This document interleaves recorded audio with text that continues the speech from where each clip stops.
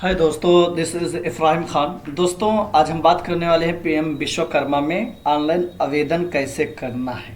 दोस्तों, one by one videos मैं डालता रहूँगा, आप वीडियोस में देखते रहें, पूरा इन्फॉर्मेशन आपको मिल जाएगा।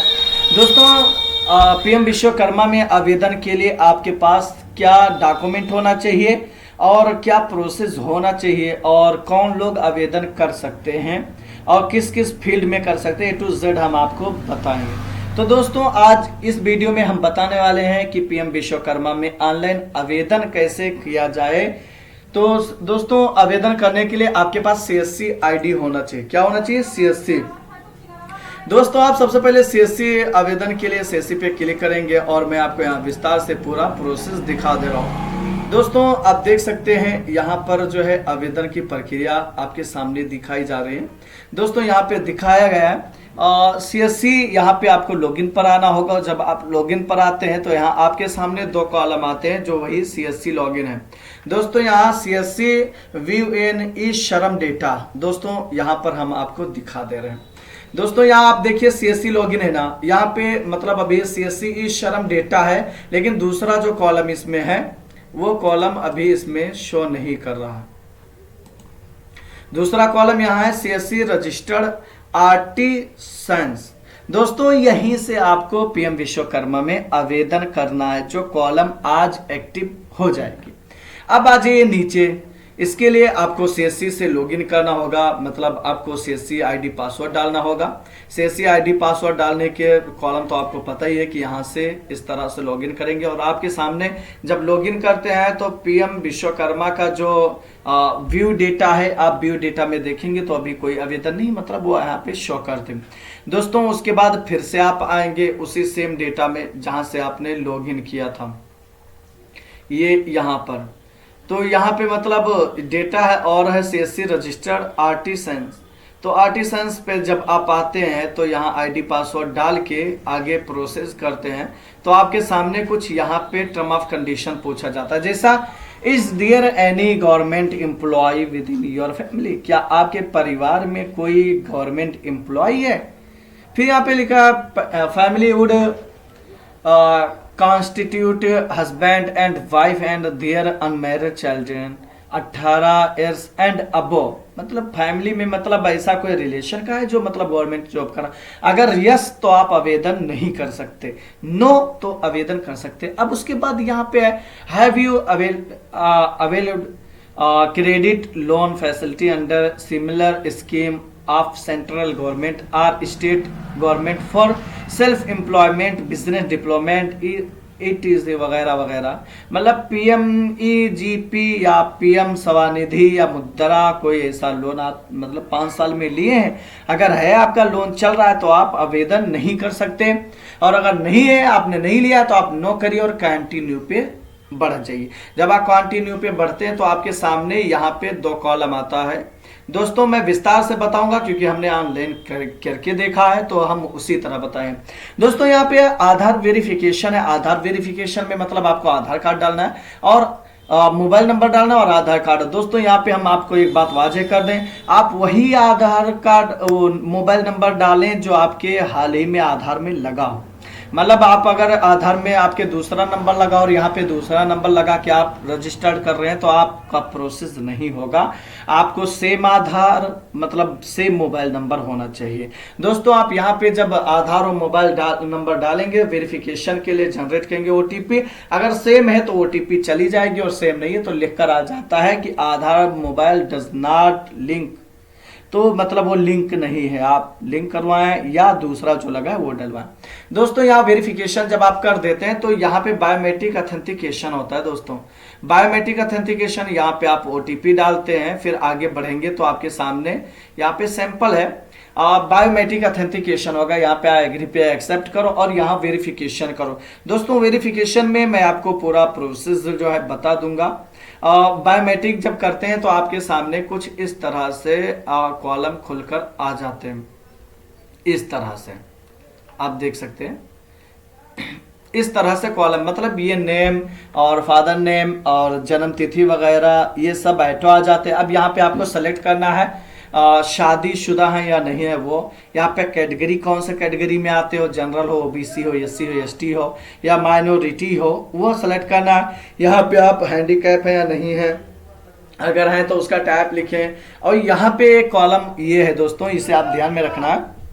Are you doing a business in same state, क्या आप इसी स्टेट में बिजनेस कर रहे हैं, यस तो यस, नो तो नो। उसके बाद do you have doing business in same district, आप उसी जिला में कोई बिजनेस करना चाह रहे हैं, कर रहे हैं वो, यहाँ पे आप माइनॉरिटी से हैं तो यस, और नहीं है तो नो करिए। अगर नो करेंगे तो यहाँ ये कॉलम नहीं खुलेगा, और यस करते तो यहाँ पे आ जाएगा आप मुस्लिम हैं, बुद्धिस्ट हैं या क्रिश्चियन है, क्या है वो मांगा जाएगा यहाँ पे। उसके बाद आधार और मोबाइल तो वैसे हम आते हैं, और उसके बाद यहाँ पैन कार्ड डेटा मांगते हैं। पैन कार्ड डेटा आप डालेंगे, ऑप्शनल है, आप ना डालें, और डालना चाहें तो डाल सकते हैं, ऑप्शनल है। उसके बाद दोस्तों फिर आप नीचे आ जाइए, यहाँ पे ये कॉलम आपको समझाना बहुत ज़रूरी है दोस्तों, क्योंकि ये बहुत ही ख़ास है दोस्तों। ख़ास इसलिए है क्योंकि यहाँ राशन कार्ड डेटा ऑप्शनल है, मतलब राशन कार्ड का डेटा, लेकिन यहाँ पे जो ये कॉलम लिखे है इसमें कम से कम एक मेंबर आपके परिवार का होना चाहिए। तो दोस्तों अगर आपका राशन कार्ड में आधार फीड है तो ऑटोमेटिक यहाँ आपके परिवार का डेटा आ जाता है। अगर नहीं फीड है तो आप यहाँ एड रॉ पे आते हैं और यहाँ पे एक फैमिली का जो है चयन करते हैं और आपके अकाउंट लगते हैं, वो सेलेक्ट करके आधार डाल के और आगे प्रोसीड हो जाए। दोस्तों ये सब डेटा ऑटो आपका सेलेक्ट होता है, और यहाँ पे ये लिखा है डू यू कम अंडर ग्राम पंचायत, क्या आप ग्राम पंचायत के अधीन आ रहे हैं या नहीं। तो अगर आ रहे हैं तो यस करिए, तो आप अपना ब्लॉक और ग्राम पंचायत सेलेक्ट करें। अगर नो है तो नो करेंगे तो आपका ब्लॉक ही आएगा। दोस्तों यहाँ एड्रेस का डेटा है वो तो आप जान ही रहे हैं। उसके बाद फिर नीचे आ जाएं,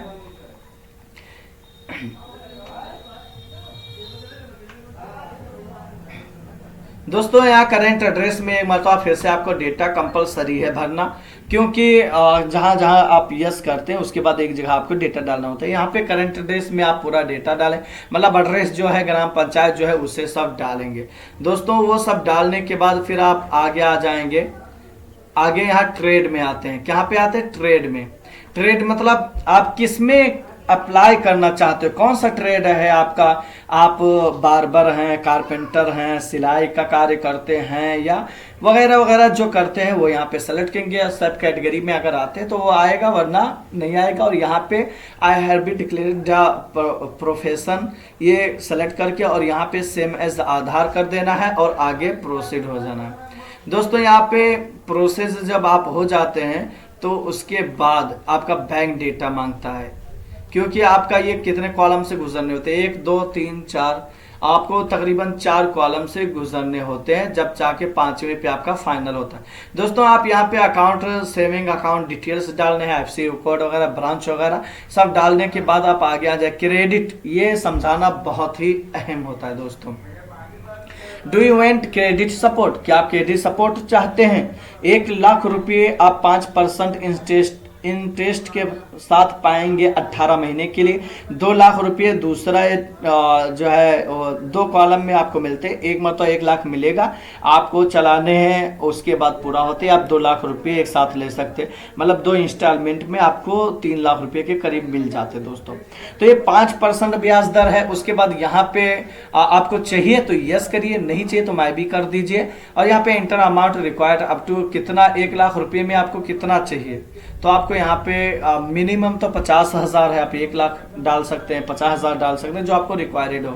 उसके बाद यहाँ पे आप नीचे आ जाएं, यहाँ पे सेम एज बैंक अकाउंट कर देना है, और चाहे तो आधार करके यहाँ पे जो लोन वगैरह का आपका है यहाँ select prepared bank to take loan, उसका डेटा आपको बैंक अकाउंट का डेटा उठा देना है। उसके बाद यहाँ पे loan purpose you can select multiple if apply, अगर है तो मतलब परचेज ऑफ इक्विपमेंट आप खरीदना चाहते हैं, working capital, operating expense, business extensions, ये सब यहाँ पे आप आ जाएंगे। यहाँ पे बैंक, लेंडिंग इंस्टीट्यूट, यहाँ पे कुछ अमाउंट वगैरह ये सब आपका मंथली इनकम सब मांगता है। उसके बाद फिर आ जाए आप डिजिटल इंसेंटिव।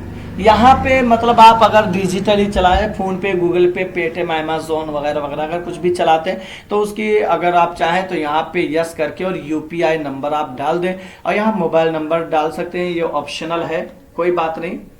उसके बाद आपको नीचे आ जाना है तीसरे कॉलम में, ये सब आइटो रहेगा। यहाँ पे कुछ टर्म ऑफ कंडीशन लिख कर आ रहे हैं, तो एक मतलब मैं फिर से रिमाइंड कर देता हूँ। दोस्तों स्किल ट्रेनिंग में you are eligible for skill training for below training program, मतलब 5 दिन का आपका स्किल ट्रेनिंग का चलेगा, जिसमें मतलब 500 रुपये पर डे आपको मिलेंगे। एडवांस 15 दिन का जो है स्किल ट्रेनिंग आपका चलेगा। उसके बाद यहाँ tool kit on you are registered in skill training certificate you will be given ये ग्रांट ऑफ 15,000, मतलब आपने अगर ये ट्रेनिंग कंप्लीट कर लिया और आपको सर्टिफिकेट मिल गया तो आपको 15,000 रुपये का ग्रांट दिया जाएगा, जो नॉन रिफंडेबल है। बहुत से लोगों का सवाल आता था कि मतलब 15,000 जो मिलेगा वो हमें रिफंड तो नहीं देना। तो दोस्तों वो आपको जो है सामान वगैरह खरीदने के लिए देते, जैसे सिलाई मशीन में आवेदन करा दिया तो सिलाई मशीन वगैरह आपको खरीदने के लिए वो पैसे 15,000 मिलते हैं। दोस्तों यहाँ पे आप आ जाए मार्केटिंग सपोर्ट में, please select the marketing support question that apply, मतलब यहाँ पे ऑन बोर्डिंग योर प्रोडक्ट और क्वालिटी सर्टिफिकेट रिक्वायर्ड, अगर यस है तो सब पे यस करके और आपको यहाँ पे सबमिट कर देना है। दोस्तों यहाँ पे आप देख सकते हैं सेव करना, नेक्स्ट कर देना। दोस्तों जब आप नेक्स्ट करते हैं तो आपके सामने सबसे लास्ट जो कॉलम है डिक्लेरेशन में आप आके आप यहाँ आई एग्री एक्सेप्ट पे क्लिक करके और आपको सबमिट कर देना है। जब आप सबमिट करते हैं तो आपके सामने कुछ इस तरह से नंबर आ जाते हैं और उसे आपको सेव करके रख लेना। दोस्तों अब इसके बाद जो है आपका प्रोसेस चलता है। जब ये रजिस्टर्ड हो जाते तो आपका पहला आएगा प्रधान जो है या सेक्रेटरी जो है उसे प्रमाणित करेंगे, चेक करेंगे, रिपोर्ट लगाएंगे। उसके बाद फिर डिस्ट्रिक्ट लेवल पे उसे डिस्ट्रिक्ट लेवल जो कमेटी है उसे वेरिफिकेशन करेंगे। मान लीजिए आपके तहसील या ब्लॉक या ऐसा या जिले में वो वेरिफिकेशन होगा। उसके बाद यहाँ पे जो है ये तीसरा कमेटी डीआईसी ऑफिस, मतलब ये जहाँ से आपका कंप्लीट होना है, उसके बाद आपको ये ग्रांट वगैरह मिल जाएंगे। तो दोस्तों आशा करता हूँ कि आप लोगों को ये वीडियो भी अच्छी लगी हो, तो हमारे चैनल को सब्सक्राइब करना बिल्कुल ना भूलिए। चलिए फिर मिलते हैं नेक्स्ट वीडियो में।